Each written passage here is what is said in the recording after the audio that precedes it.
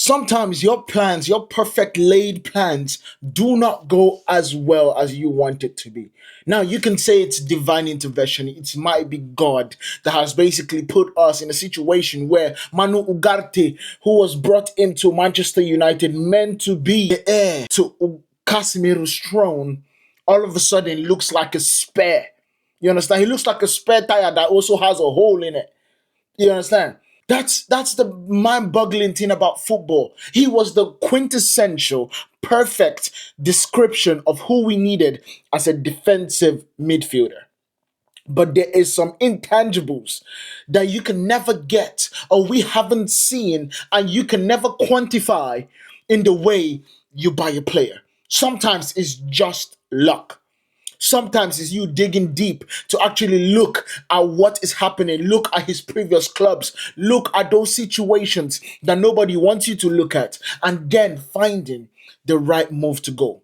Because Manu Ugarte, when I'm talking about Manu Ugarte, you're looking at a strong defensive midfielder, somebody that is an elite ball winner, somebody that can keep the pass going, someone that is also very, very okay in being in the backdrop, everybody to succeed. So why is he not working at Manchester United? Why is he not replacing Casemiro? Why is he not just a very, very smooth transition between Casemiro and Ugarte?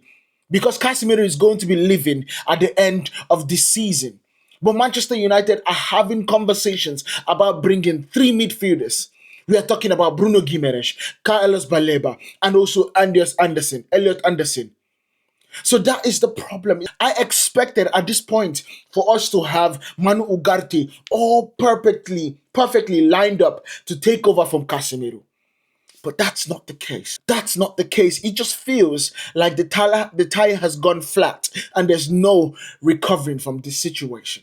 That's what it feels like. Because even when we need somebody off the bench to replace Casemiro, it feels like there's a hesitation in putting Manu Ugarte. And that right there is a problem.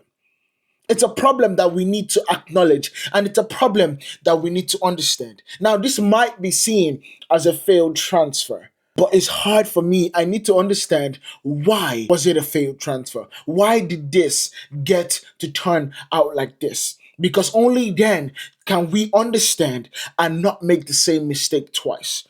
Now, of course, we all know that there is a very slow or small probability that you get 6 out of 6 transfers perfectly. But the truth about it is Manu Ugarte is a special case. And he's a special case, not just because of what we saw, but because of the story in general. Because of what we thought would be a perfect landing spot for Manu Ugarte. Manu Ugarte arrived in 2024 for 50 million pounds. The vision was clear. It was clear at that point. Replaced Casemiro long term, a younger, aggressive ball winner.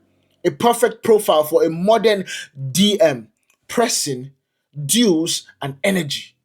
At Sporting, he looked like an elite ball recovery machine, a tactical destroyer, a high volume tackler. At United, we thought we were securing the future of our midfield. But what actually happened?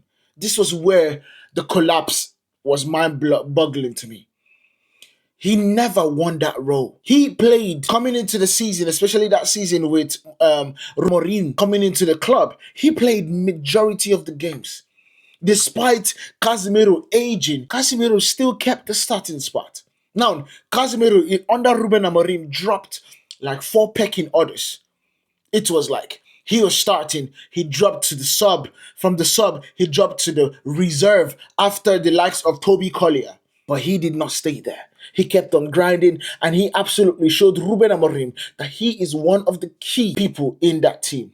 And we all know that whatever Ruben Amorim got in his tenure at Manchester United has a hand in Casemiro being on the team. You understand?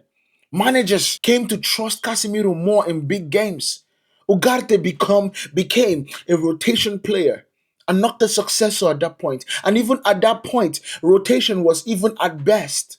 Because there'll be games where we want to play Casemiro as much as we can. We'll play him for 60 minutes and take him out because he's tired. He's gassed for playing multiple games. 859 minutes played this season. The entire season for Manuel Ugarte. Now the season is not over, but 859 minutes. Every single person will be mad about that. And I know he is also disappointed that he has played only those amounts of minutes. But I just feel that there's a tactical mismatch. There's a tactical mismatch that, looking at it, I just feel and wondered if we would have predicted what we saw in Manuel Ugarte. Ugarte thrives in high pressing systems, structured defensive shapes where he knows where he's going, he knows what he needs to cover, and not a flowing situation. United at one point were chaotic in transition, lacking structure in midfield. In the result, he looked exposed rather than dominant. And that hurt me because I'm like, oh, when we were getting Manuel Ugarte, I literally said he could be the reason why Manchester United pushed forward in the race of getting the Premier League. But things just got difficult. Things just got difficult. Performances didn't just justify the hype. Only 9 starts. Only 9 starts. The team struggled defensively when he played. Fans lost confidence quickly, especially because when you get the opportunity to pass the ball, the simple pass, it is so difficult. And because of his lack of confidence, it is so hard to make the 5 to 10 yard pass that he should make. He doesn't have the memory of a goldfish. You make a mistake, you try it again. You make a mistake, you try it again. He doesn't have that. I don't believe so anyway. So from the future anchor to a liability in perception, that was a toll, that was a hit to Ugarte's career at Manchester United. Now, managers lost faith. Ruben Amorim, who knew him best, who made Ugarte what Ugarte is to the world, because that was Ugarte's coach at Sporting, dropped him. Dropped him because he could not do the things that Ruben Amorim wanted anymore. Even though he was the perfect man for that system, has the pace, has the ability to close down, has the tackling nous, knows how to run back and forth without any complaints. But because Manu Ugarte wasn't doing his job under Ruben Amorim, he couldn't play Kobe Mainoo too. Because in my mind, that system went hand in hand with both players. Michael Carrick has barely used him. Even after injuries upon injuries, he's still not trusted. And that right there is a big red flag.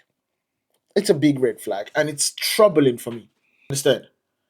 So from the air, it feels now that it's going to be an exit candidate. Because we have all heard reports on how he said that he could leave this summer.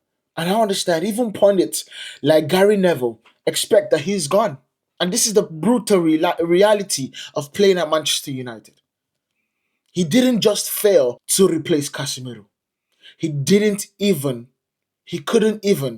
compete with Casemiro. Just couldn't. They were in different leagues. So meanwhile, we look at Casemiro's situation where he's officially living in the summer of 2026, still performing at a high level late in his United career. United decided a reset instead of gradual transition. You understand? Instead of old Ugarte future.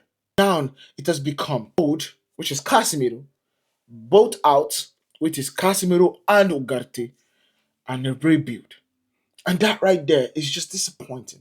But now looking back, zooming out and looking at the bigger picture, the Man United midfield reset. This is key. It's key. United aren't just going to replace one player. They are rebuilding the entire midfield with one person standing in the middle of it, and that is Kobe Mainoo. In the correct direction, Man United are going to be building around Kobe Mainoo as we are discussing a 5-year new contract for the young English midfielder.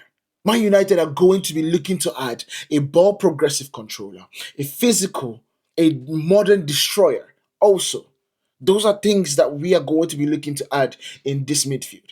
Of course, targets that are being linked, we are looking at Bruno Guimaraes, Carlos Baleba, Elliot Anderson. That tells you everything. They are not tweaking whatsoever. They are replacing the whole engine of Manchester United. So why did Ugarte fail? This wasn't just about form in my mind. It's three deeper issues that we need to absolutely get better at pointing out before we put the money to buy these players. One, a profile mismatch. Ugarte is a system player, and United had no system in that situation.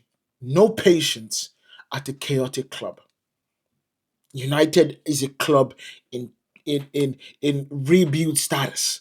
It's a club in influx. There is no stable situation right now for Manuel Ugarte to say, I'm going to stay and understand one season and the next season I'm going to kick on. Constant managerial changes killed continuity. Recruitment confusion. He was bought as a specialist DM. The team needed a complete midfielder like Casemiro. So the classic United problem is buying a player without building the structure around him or without understanding the right kind of player that we need in that team. So what happens next? The most important part. What is the likely outcome this summer? Ugarte is sold in the summer of 2026. The value drops significantly. But we have seen interest from Italy, Turkey, and maybe a possible return to a structured club like Sporting. What is United's next move? We are expecting two midfield signings minimum this season. Profiles like an elite controller, someone that is able to do the tempo, passing, and composure check, Carrick-esque, and two, athletic ball winner, but both competent and both complete, like Casemiro, rather than a specialist like Ugarte. Because we need both players in the midfield, the three midfield, to be able to interchange seamlessly. That is what we need. There would be a new midfield core.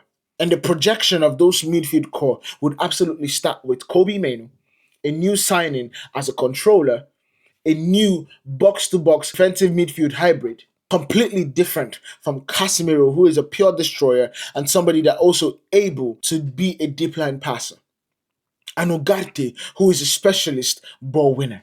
You understand? Now, just so you guys understand, Manchester United didn't get Ugarte wrong.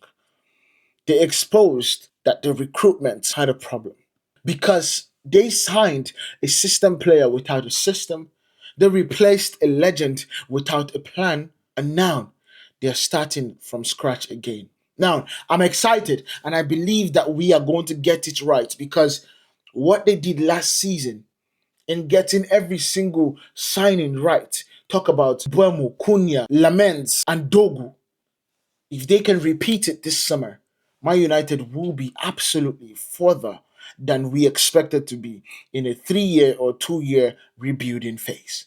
It's quite disappointing though, because from Casemiro's heir to a 50 million reset button, that's what we got right now. Let me know what you guys think about this down in the comments. Make sure you guys hit the like button. And if you are here at this part of the video, make sure you guys give us some hype points so we can keep doing what we have been doing at Pillar Sports. Hit us and hit that subscribe button. I'll see you guys in the next one.